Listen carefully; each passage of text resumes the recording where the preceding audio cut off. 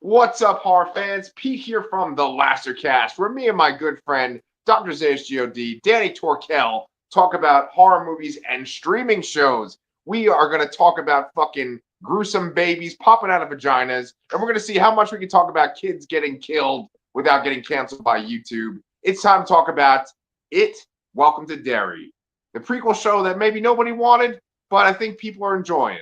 So, Danny, did you enjoy it? Uh, it got me hooked about 10 minutes in when I was like, oh, holy shit. Uh, and Athena watches Stephen King stuff. So if there's like a Stephen King adaptation, she won't watch a horror movie with me, but she'll watch a Stephen King movie with me, a Stephen King adaptation with me. 10 minutes into this, during the scene you kind of alluded to in your typically awesome introduction, uh, she turned to me with like this face on and was like, "What channel is this on?" And I was like, "HBO Max." And she was like, "Oh, okay." And like, she realized that, oh, they get away with stuff on HBO. Yes, you And do. they got away with some stuff in this episode. I was um very happy with what I was watching here, and I think this has a lot of potential to be. I'll be honest, I wasn't expecting much from this. I was one of those people who, when I heard they were making this, I was kind of like, really? Right, All right, fine. right. Uh, but I thought they did a really good job. I think they immediately recaptured the vibe of the 2017, 2019 It films, which, for their flaws, I think were part one, I still think was excellent. Part two, Agreed.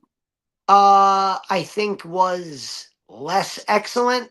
Yeah, But I think that just inherently, it always works better with the kids than it does with the adults, whether it was 1990 or the Muschietti movies. And you could tell right from the beginning that this felt like it was just cut out of that world. Um, I mean, the Muschiettis are a part of this, so uh, it felt like, they had the same production people, they had the same uh people building the town and making, setting up the sets, because it was great in the way it looked, and because it was focused on kids, I think that the scares and the crazy moments hit a lot harder, yeah, as it usually does. yeah, absolutely. I mean, this show was shocking. It was bookended by shocking moments, right? Very beginning, very end. We're going to spoil the shit out of it tonight, so who cares, all right? Danny, I'm going to do something that you would normally do when we would talk about. I don't even know what fucking show we would talk about, but you talked about Lost like every fucking time we talk about one show, right? I'm going to talk about Lost right now. I don't know if you know this, Danny, but in the first episode of Lost, Jack was supposed to die. Like the pilot gets killed in the end of the first episode of Lost. That was supposed to be Jack getting killed. And I feel Man, the like, show would have been so much better. I mean, I don't know. Who knows? Maybe it would be very different. And I feel like this episode pulls off that moment. It does this thing where you're following characters. It is basically like Psycho, the beginning of Psycho, or maybe even Scream. Some people compare the beginning of Scream to Psycho. I feel like it's not exactly the same, but it's like you think you know who you're following, you think you know what the thing is going to be about, and they pull the rug out from underneath you, and they're like, "No, it's not who you think it's going to be about." So I actually don't know who the show is going to focus on moving forward, but in this pilot episode, they make you think it's going to be these characters that aren't there by the end of the episode. So let's talk about what actually happens in this show. It is set in what year? Do you remember off the top of your head? It's Like the it's the 60s. 60s. Okay, okay, nice broad time frame, right? And we follow kids. I think one of the problems that we might have off the bat is we're like, okay, well, obviously they're not going to defeat Pennywise, right? Because he's around in the 80s, right? So, um, But go ahead. like the thing with Pennywise is that he doesn't just stay around. He comes back every, what is it, 27 years, I think. Yeah, right. So they don't have to defeat him as in kill him like they do in It Chapter 2. I feel like there's going to be a moment at the end of this where like he goes on his hiatus until, you know, He- 1990. He's taking a Or, sabbatical. He's like, all right, I'll yeah, see you guys later. Yeah, yeah, I feel like they're going to encounter him and it's going to lead to a showdown that will probably be a small victory for them and that, obviously not for Derry itself. yeah. Is Bill Skarsgård gonna play Pennywise in the show? Yeah, he's in the credits on IMDb. Okay, nice, nice. Yeah, I feel like what you're saying is true. We're already kind of fantasy booking. I think that probably will happen is like maybe one or two of the kid characters might like get away and kind of like go off on their own the way the other kids in the original It do.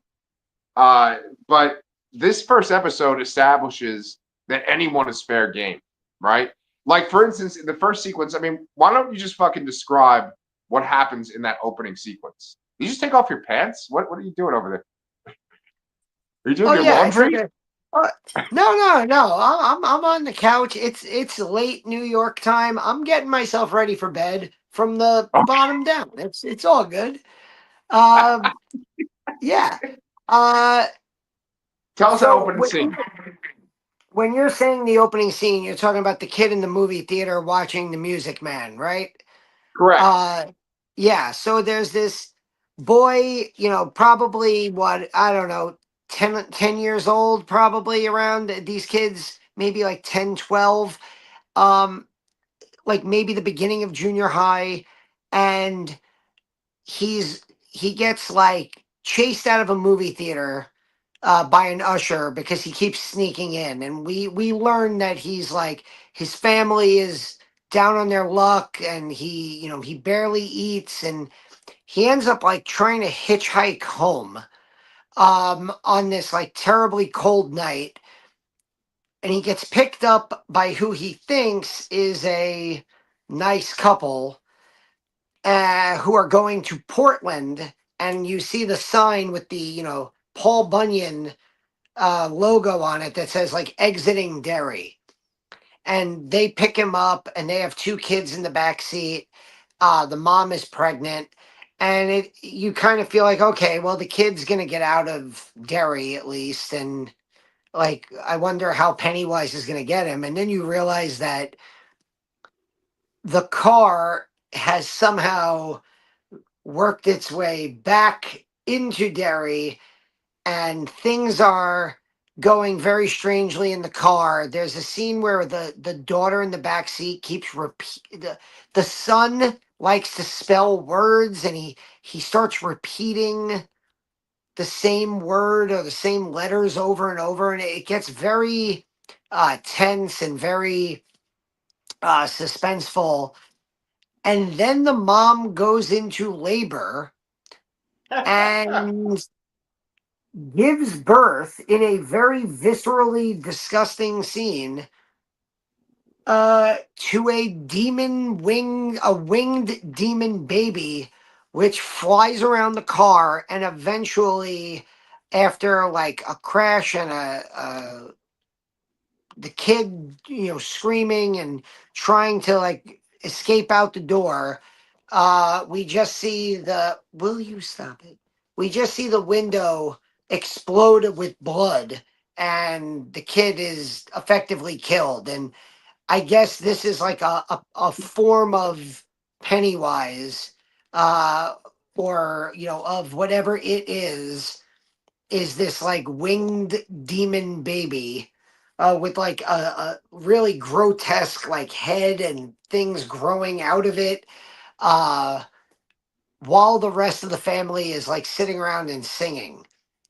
Yeah, And yeah, it is, and when I say it's like visceral and gross, like I started this, we started this recording, and I told you like my wife's reaction while this was going on was like, what channel is this? What are we watching? Like yeah, she like forgot that this was like in the world of Stephen King, and she just kind of had that look on her face like she had walked in on me watching like a really gross, inappropriate horror movie. yeah, And uh, I still don't know if she finished the first episode. So yeah. if she didn't, she watched all but like the last 15 minutes of it. Okay, okay. Yeah, Daddy, we just recorded our review of the first episode of the Talamasca, right? And I was talking about how there wasn't a lot of tension or like suspense. You didn't necessarily care about the characters. This is the complete inverse of that. We get very little of this little boy, and for some reason he's like sucking on a pacifier, and I'm thinking it's like some kind of candy that he got from the movie theater, like that maybe it's like a lollipop, and he's just sucking on that. When the baby like crashes through the window and gets him, the pacifier goes flying out, right? It goes flying into the sewers, and then they have this great opening that's reminiscent of the original or the 2000 and something it. But they're able to do so little with this little boy within 10 minutes that they're not able to do in the entire episode of the Talamasca, where it's like you're invested in this little boy, you don't want him to die, and then the way that sequence is shot. Now, I'm being a little unfair because like there isn't any kind of concept like this or a thing like this in that Talamasca show. You're dealing with like complete insanity, like some kind of Lovecraftian fucking horror terrorizing a small child. So that's already like making it something different. But the way that sequence is shot, the way it's filmed, where you cut between like it's just so great how it fucking escalates. Because he gets in the car, and I'm like, okay, he's getting in the car, he's leaving Derry. They're not gonna have this be the opening where the kid just leaves the town. Somehow Pennywise is gonna get him. And then you start looking for those little clues. Okay, what's off? The first thing is the daughter takes out like a Tupperware container that has some kind of weird food. I think it says liver on it, and she's got her fingers in it, and then there's like a fly buzzing sound. She takes her hand, she goes to put the hand on the kid's face. I'm like, oh, okay, okay. The kid is trapped. It's just that it appears like he's in a safe environment, right? Then the kid starts spelling things out, like you said, and then the mom like literally gives birth in the front seat, and they show the whole fucking thing of this demon thing coming out of her vagina. And isn't there at one point like the mom is holding the umbilical cord and the thing's just like buzzing around like she's almost got it lassoed? Yeah. You know, it's like the tension just builds and builds, and it gets like so ridiculous to where your wife had that reaction to it, and it's just so much more exciting within like 10 minutes than the show that we just covered before this. And you guys should go check out that review too, because we want views and we want you guys to watch our shit. But I was kind of curious, Danny, as to how you felt about the stuff in between, because we have that great sequence at the beginning, we have this crazy sequence at the end. What did you feel about the stuff in between? Well, there's a story going on at a military base, an Air Force base, with um, this like decorated Air Force pilot, and him and his buddy have just shown up there. Obviously, there's like racial tension, and I think racial tension has always been a part of it, going back to the book, going back to the original miniseries, uh, and uh, there's a lot of racial tension with this black pilot, um, Leroy, and he is like dealing with racism, and then he meets like a higher up played by James Remar. Um, I feel like that is kind of like we don't know what's going on with that yet. That just kind of feels like establishing a couple of characters who are going to be important, namely Leroy, played by Adepo. But I think it's also establishing again that tone of like Pennywise, or it corrupts the town. And like you have this pilot who arrives very decorated. He like he has this they have this moment together where they're like sharing a whiskey and talking about their fathers and how proud their fathers were of them for joining the military. And uh just a scene before that, like these like I don't even know what to call them. Like there's these people attack him in the middle of the night, Yeah, and at this military base, and like you don't know if they're like spies from another country or if they're just racist other soldiers who are trying to like bully him and threaten him. um but I like that it's establishing like the tone of you know what made the original it so great, both the book and the miniseries, was like the people who unite together to fight Pennywise are the Losers Club. And I yeah, think that that establishes the theme that is present in a lot of Stephen King work is like the others, you yeah, know. And I feel like, despite being decorated as a pilot and an Air Force veteran, Leroy is going to be one of those characters who's like an other. He's like this, strong African American man at a almost entirely white base. He's fighting against these like unknown assailants. We have no idea what's going on with that yet. Um, and then you take that to like what's going on in the town with these kids, and you have like the girl who's kind of like she's kind of nerdy, and um there's cliques going on. uh there's you have the one boy who's Jewish, who gets like chastised by his father for reading comic books. I like that they're establishing those kind of other characters within this small town. um Yeah, I thought it flowed very well, though. I wish you could see what my cats are doing. They're just they're like tossing sneakers to each other. It's amazing. they're Um, pretty strong cats. Holy shit! but yeah, I thought that uh, between that insane opening and the insane ending to the episode, I was kind of like hanging on to all of these little moments and like trying to figure out where, like, what is this character's role going to be going forward? What are who are these characters and why are they going to be important? Uh, Right. as far as the kids go, I really like that it turns out that like the kid that we're describing, Maddie, who got killed in the car by the demon baby, Yeah. it's like the group of people who like either were his friends or were at least cared about him. Yeah. Even if they wouldn't consider themselves his friends, they at least gave off the idea that they care about him. And they're trying to figure out what happened to him, and that kind of leads them back to the movie theater for that wild final scene, Yeah. which we'll talk about in a minute. But yeah, w- what what do you think was going on, especially in that Air Force scene with those masked men? Yeah. Yeah. I personally think that it's some kind of spies because they do reference the Cold War a bit, right? There's a fucking Yeah. turtle.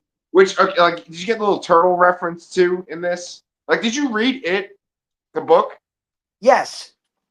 So, there's a fucking turtle that's like the nemesis of Pennywise. This like There were a ancient few. turtle.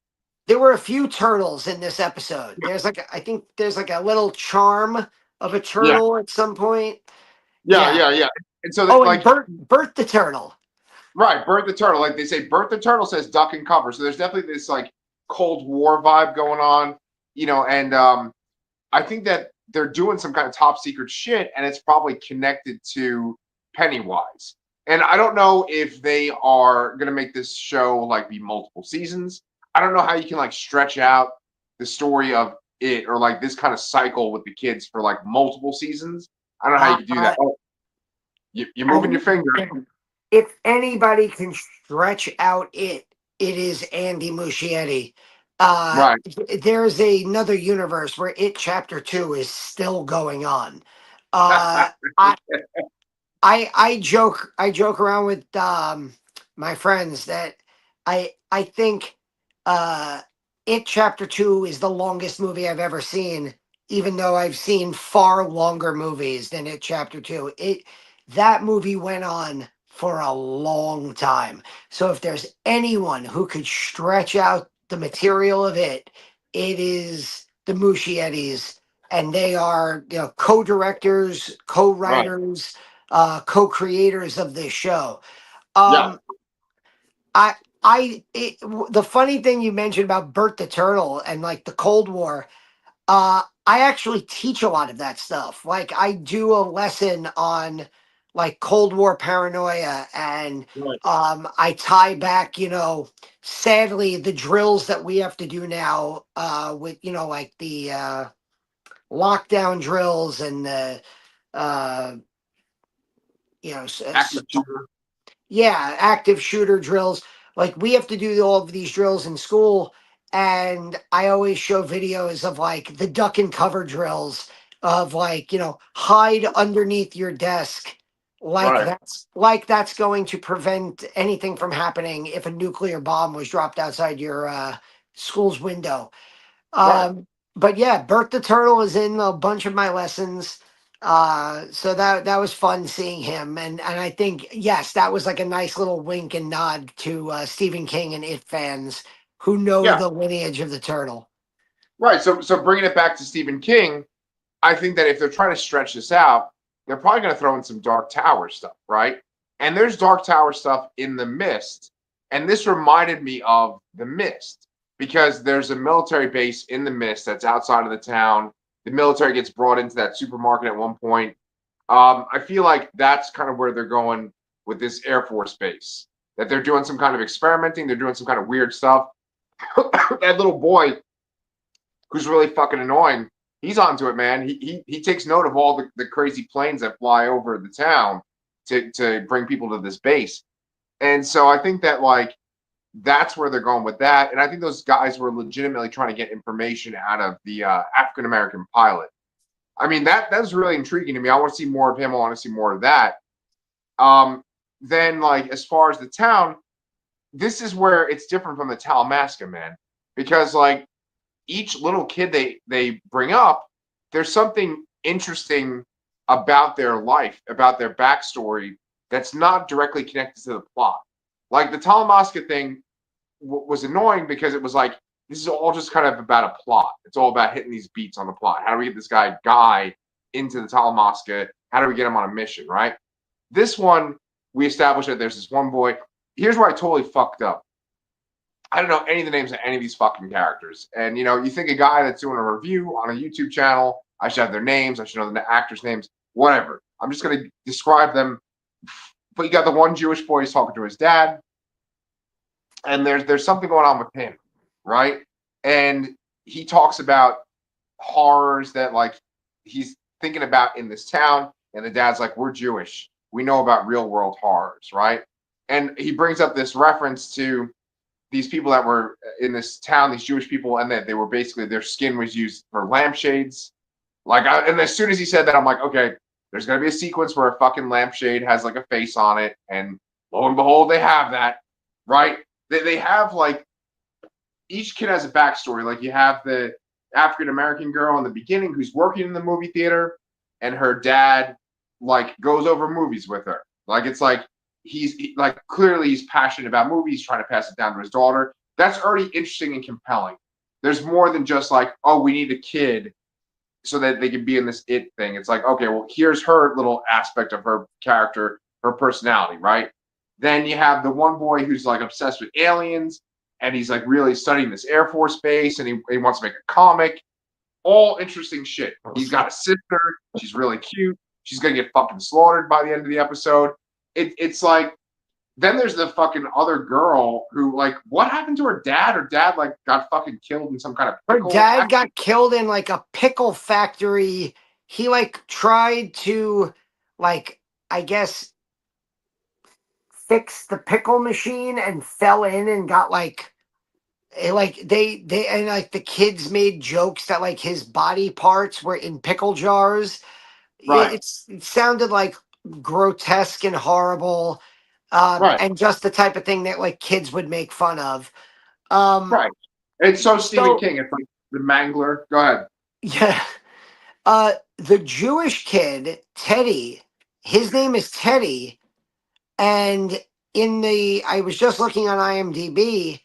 His name in the show is Teddy Uris, which is Stanley's last name in it, Yeah, in the book.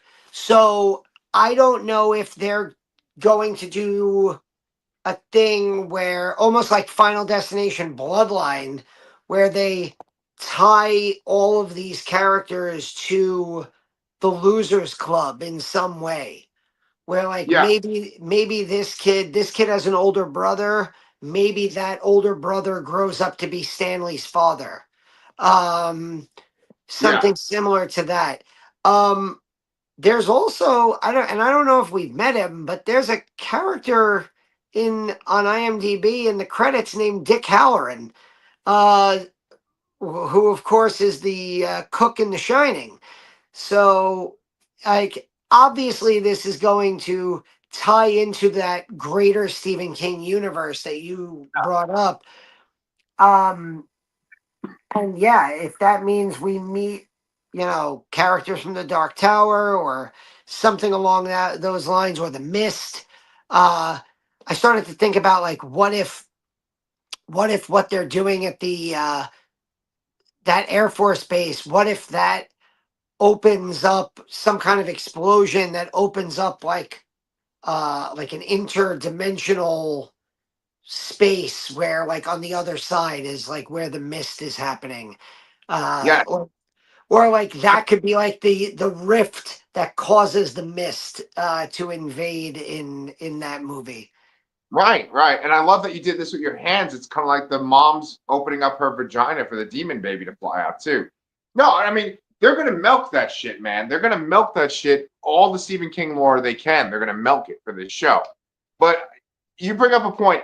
The Jewish kid. Let's bring it up to the ending now, okay? Because the ending is so sensational. It's to give you a curveball. It's to make you be like, oh, I gotta watch this fucking show. Like, does that Jewish kid fucking die? I watched that sequence and I'm like, they show everybody else get killed. Does he get So killed?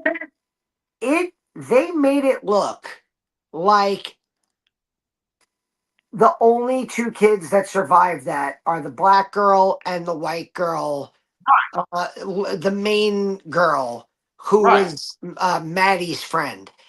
right, However, and again, I don't know if this is a spoiler or not, right, IMDb lists, like when you look at a show, it has the actors and it tells you like how many of the episodes they're in. right. Well, the two boys are listed for 8 episodes. So Oh, I okay.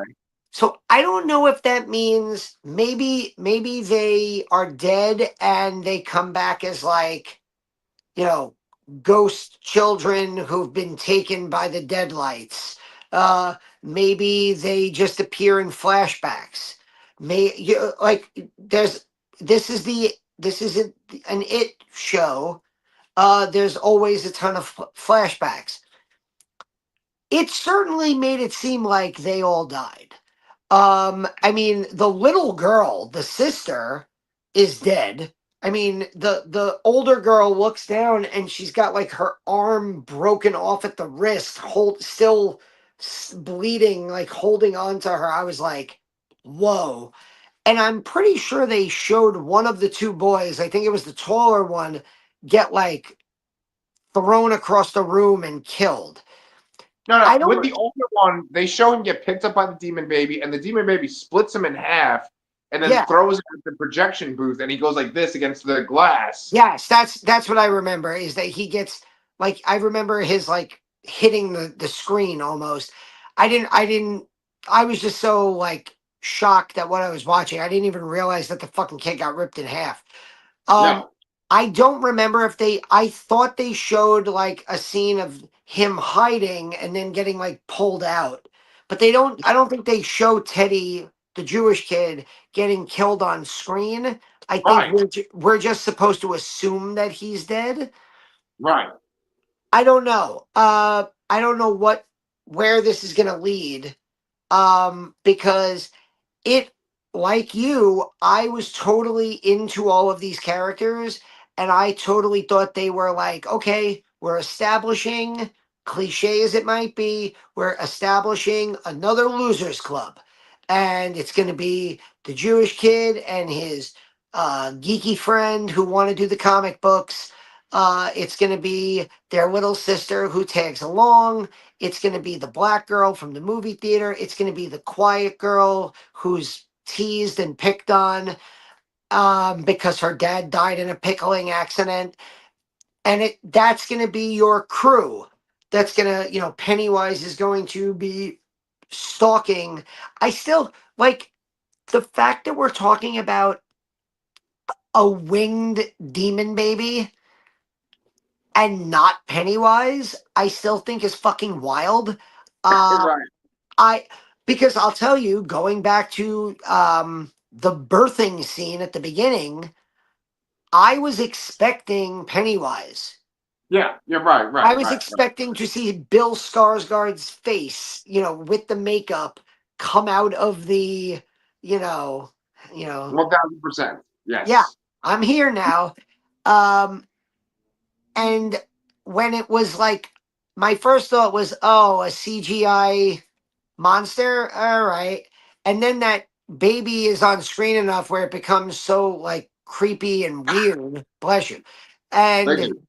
um yeah, I so like we haven't even seen Pennywise yet, and yet we've killed off, or it appears that we've killed off several of our kid characters.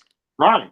Um and now I'm like, c- can Pennywise just, because Pennywise has appeared in multiple forms, but like, is the demon baby going to like quickly grow into Pennywise, or is it Yes.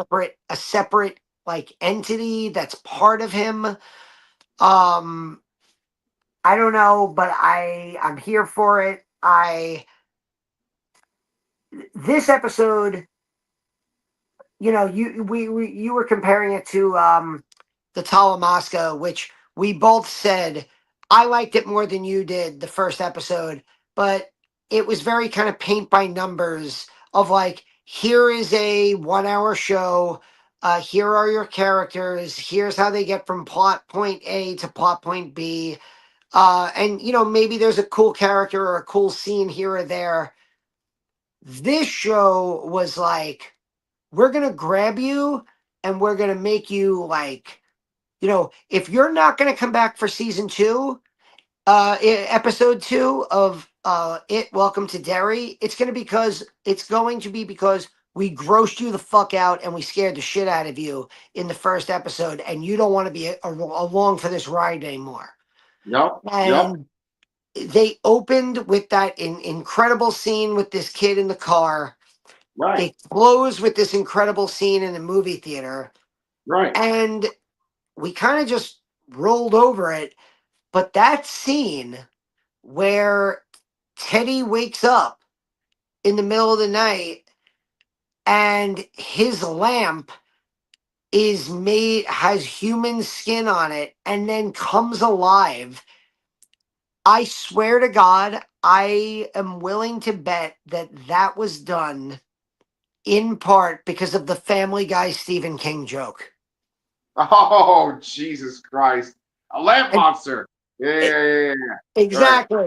It that's like Okay. one of the from like season one of Family Guy, way back then, way back when, the old joke of like Stephen King's trying to sell another book already. What do you got this time? The Lamp Monster. Ah, and Jesus. that was terrifying. And maybe it's because I'm wearing a Texas Chainsaw Massacre shirt. Maybe it's because I've watched a lot of the Ed Gein Monster on Netflix.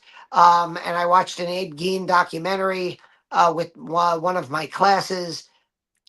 Uh, but like knowing that like Ed Gein did things like that, and that his life and his crimes inspired Texas Chainsaw, Silence of the Lambs, Psycho.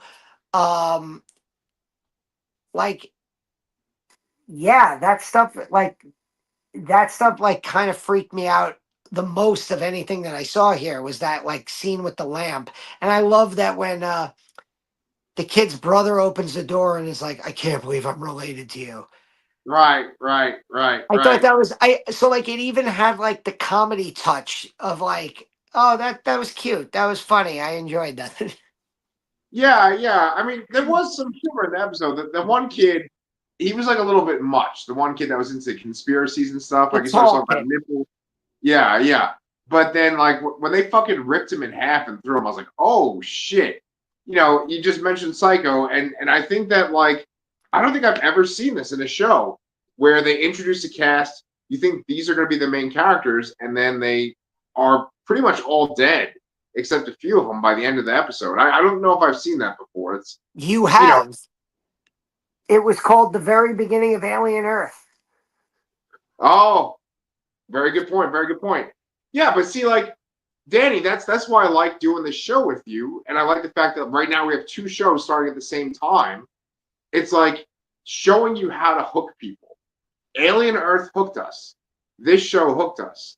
Tom Mosca has not hooked me yet, and like they can make choices to make things exciting, scary, compelling, and this show did that. So I mean, I'm on board. There's fucking 8 episodes of this. Sign me up. But let's do this one where we cover one episode per week versus what you're saying with Tom Mosca, where it's like maybe we'll do like two at a time. I Yeah. just I want to see where they're gonna go with this, especially if they're gonna bring in more Stephen King lore. You know, um, Yeah, definitely. what did Machete do besides it? He didn't do Don't Blink, right? That's or Don't Breathe. That's No, that was Fede Fede Alvarez. Alvarez. Right. Okay. Muschietti did, I want to say, was it Mama? Oh, okay. Okay. Okay. I haven't seen that, but yeah, I know what you're talking about. Okay. Yeah. So you got anything else you want to say about this, or you got to go to bed because you got fucking school tomorrow? Yeah, I'm good. I think this show, like you said, it definitely hooked me. And I think it it was wild. I think I was not expecting this show to go as hard as it did, um, and I think that's actually from what I've been looking around online. That's a pretty common perception. Was that wasn't really interested in this show, but holy shit, it went out there and it fucking hit hard when it started. Yep. Yep. Yeah. Yep. And I know that they showed one other African American on the base, who was driving the Jeep that took the pilot to the base, and that guy, that actor, he's really great. He's in this show that was also on HBO called it was Perry Mason. It was like the modern Perry Mason. Hmm. He's really great in that too. So he's gonna come around too. Maybe he might be related to, or he might be Dick Halloran too. You know, Yeah, it so could we'll be. find out. Yeah, but that's a little side note. We'll see how this show progresses. You want to do what we always do at the end of an episode, Danny, where you kind of like just tell people what they can find on our channel. A whole bunch of stuff. We just filmed a review of episode one of the Talamasca, which is part of Anne Rice's Immortal Universe on AMC. We have I have a short review of Guillermo del Toro's Frankenstein. I have a ton of Brooklyn Horror Film Festival coverage, movie reviews, Q&As with directors, including Ernest Dickerson of Tales from the Crypt Demon Night. David Kittredge, who directed a really fascinating documentary called Borman and the Devil about director John Borman and the fact that he directed one of what is widely considered the worst horror movies of all time, The Exorcist 2, and how that almost tanked his career. Um, I have a review of also from the Brooklyn Horror Film Festival, the new Brian Fuller, Mads Mikkelsen movie Dust Bunny. Just Tina Romero's Queens of the Dead movie review and Q&A with her and the full cast is on there. And if you want to go back a little bit further, you can see all of my New York Comic Con coverage from earlier in October. And yeah, that is it. I'm gonna try to get to see Chris Stuckman's movie Shelby Oaks this weekend, so maybe check out that for a review as well. Sweet. Yeah, guys. So make sure you check that out. Make sure you subscribe to the channel. Obviously, Danny is putting out a lot of content. He is just constantly giving birth to baby demons out of his vagina on a weekly basis. All right, we'll see you.